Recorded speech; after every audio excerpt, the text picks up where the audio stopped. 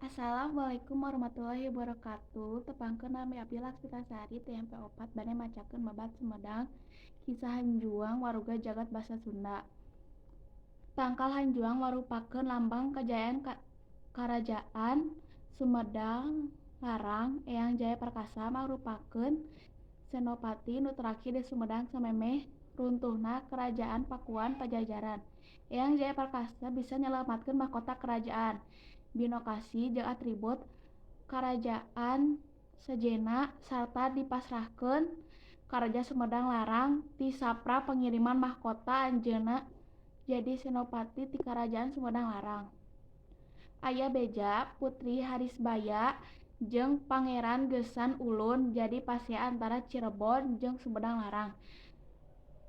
Nepi ka Cirebon ngirim pasukan pikeun nyerang ka Kutamaya Sumedang. Sanajan kitu pasukan Cirebon gagal sebab dicegat ku pasukan Sumedang Larang anu dipingin ku Senopati Eyang Jaya Perkasa. Kacaritakeun samemeh Eyang Jaya Perkasa rek nyanghareupan pasukan Cirebon anjeunna melak tangkal Hanjuang di Kutamaya tuluy nitipkeun beja. Lamun ieu tangkal Hanjuang masih seger tur hirup keneh hatina kuring masih keneh hirup jeung ulah ninggalkeun Kutamaya. Ceuk Eyang Jaya Perkasa numutkeun carita keur perang. Eyang Jaya Perkasa teh papisah jeung 3 lanceukna nu milu perang. Sahiji dulurna nu ngaranna Nangganan curiga yen Eyang Perkasa teh geus gugur dina peperangan.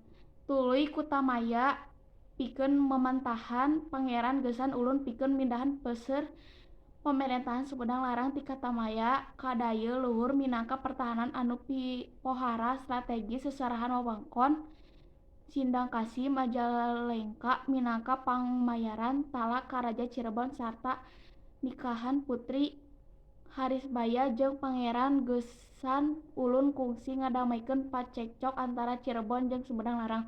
Di lain waktu Senopati Eyang Jaya Perkasa mulang ti medan perang manggihan Kutamaya teh geus ditinggalkeun.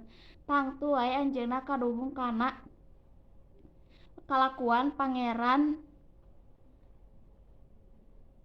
Gessan Ulun. Sateupina di dayeuh luhur anjeunna maehan Nangganan dulurna kusabab kasalahanana kacaritakeun ku cewa Eyang Jaya Perkasa